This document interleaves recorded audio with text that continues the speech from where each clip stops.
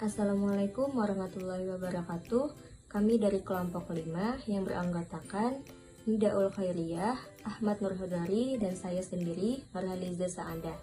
Di sini kami akan menyampaikan materi kami yang berjudul Ananiyah sebagai akhlak tercela. Yang pertama adalah pengertian Ananiyah.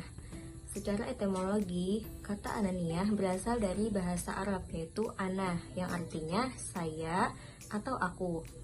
Ananiyah berarti keakuan atau sifat membanggakan diri. Secara terminologi, sifat Ananiyah biasa disebut dengan egois, yaitu sikap hidup yang terlalu mementingkan diri sendiri, bahkan jika perlu dengan mengorbankan kepentingan orang lain. Sifat egois merupakan sifat tercela yang dibenci oleh Allah SWT dan manusia, karena cenderung berbuat sesuatu yang dapat merusak tatanan pergaulan kehidupan bermasyarakat. Orang yang egois biasanya membanggakan diri sendiri, menganggap orang lain hina dan rendah. Selanjutnya adalah ciri-ciri yang termasuk dalam sifat Ananiyah. Yang pertama adalah sombong. Sombong merupakan penyakit yang selalu membanggakan diri dan segala potensi yang dimilikinya. Kemudian yang kedua, tamak dan bakhil. Tamak disebut juga serakah. Sifat ini menampakkan ketidakpuasan atau tidak pernah merasa cukup dengan apa yang telah diperolehnya. Kemudian yang ketiga, melecehkan orang lain dan mau menang sendiri. Orang yang bersifat Ananiyah ini tidak bisa menghargai siapapun yang ada di hadapannya. Dia merasa lebih pintar daripada orang yang paling pintar di dunia ini. Kemudian yang keempat, durhaka kepada Allah. Bila sifat Ananiyah sudah menguasai diri seseorang, pasti dia tidak mau bersyukur kepada Allah atas nikmat yang telah diterimanya. Dia merasa apapun yang diperolehnya dalam hidup ini adalah hasil usahanya dan tanpa campur tangan Allah. Padahal semua yang ada di alam semesta ini adalah milik Allah. Bismillahirrahmanirrahim. Saya izin melanjutkan pembahasan yang berikutnya, yaitu larangan dan bahaya Ananiyah. Yang pertama, larangan Ananiyah. Bahwasanya Allah tidak menyukai dan melarang orang-orang yang memiliki sifat Ananiyah. Karena sifat Ananiyah ini akan menimbulkan sifat lainnya, seperti sombong dan membanggakan diri. Hal ini dijelaskan juga di dalam Quran surah An-Nisa ayat 36, yang artinya, sesungguhnya Allah tidak menyukai orang-orang yang sombong lagi membanggakan diri. Selanjutnya, bahaya Ananiyah. Ananiyah ini merupakan sifat tercela dan juga penyakit hati yang dapat menimbulkan atau mendatangkan sifat-sifat yang lainnya, seperti sombong, takabur, kikir, iri, dan dengki, yang mana juga dijelaskan di dalam Quran surah Al-Luqman ayat 18, yang artinya, dan janganlah kamu memalingkan mukamu dari manusia karena sombong, dan janganlah kamu berjalan di muka bumi dengan angkuh. Sesungguhnya Allah tidak menyukai orang-orang yang sombong lagi membanggakan diri. Dan yang pastinya adalah penyakit hati ini pasti menimbulkan yang namanya bahaya. Adapun bahaya dari sifat Ananiyah yang dapat menimbulkan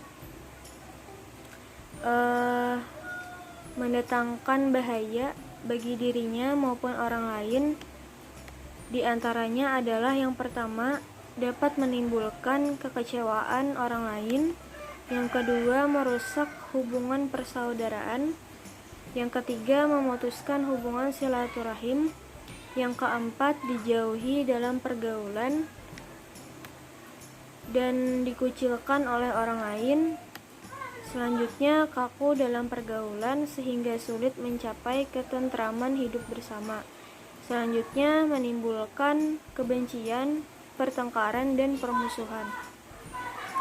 Selanjutnya, juga dapat sulit menerima pertunjukan atau petunjuk kebenaran karena merasa dirinya adalah yang paling benar. Dan terakhir adalah berdosa kepada Allah Subhanahu wa Ta'ala, karena Islam melarang sifat Ananiyah ini. Mungkin itu saja penyampaian dari saya dan akan dilanjutkan oleh pemakalah yang lain. Bismillahirrahmanirrahim. Selanjutnya adalah cara menghindari sifat ananiyah, yaitu yang pertama adalah banyak berdoa kepada Allah Subhanahu wa Ta'ala. Nah, dengan berdoa kita berusaha agar menghilangkan sifat-sifat yang negatif atau perilaku yang tidak baik yang ada pada diri kita. Yang kedua adalah bergaul dengan atau berteman dengan orang-orang yang baik dan saleh agar bisa mencontoh akhlak baik dan terhindar dari sifat ananiyah. Jadi kita harus bergaul dengan teman-teman kita ataupun di lingkungan kita, yaitu adalah yang selalu mendekatkan hati kita kepada Allah Subhanahu wa Ta'ala, itu perbuatan kita juga.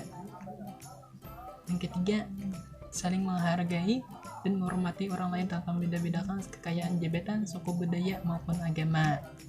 Nah, sering terjadi kan kita misalnya orang itu kan beda agama saja ataupun bangsa ataupun suku, seharusnya harus saling menghargai satu sama lain, jangan sampai mementingkan diri sendiri. Yang keempat adalah membiasakan diri untuk bersedekah dan beramal kepada orang lain, dan kita membantu orang lain dan kita membantu atau bersedekah tadi, hati kita menjadi bersih dari sifat yang tercela. Yang kelima ialah menyadari bahwa manusia hidup membutuhkan orang lain. Nah, pada dasarnya kita ini kan makhluk sosial, yaitu saling satu sama lain saling membutuhkan. Misalnya kita kan seperti makan maupun minum, pergi ke mana-mana, nah itu kan memerlukan orang lain. Jadi haruslah bisa bersikap jangan egois kepada orang lain itu. Nah, yang keenam, selalu berpikir positif kepada orang lain. Nah, yang bisa berpositif thinking ataupun positive thinking ini adalah kita menghargai maupun bertingkah laku yang baik, berpikiran baik kepada orang lain. Jangan sampai kita menuduhnya atau suuzon, mungkin itu tidak baik, mereka itu tidak baik melakukannya, akhlaknya tidak baik ya. Nah, kita haruslah mengetahuinya terlebih dahulu. Terima kasih. Assalamualaikum warahmatullahi wabarakatuh.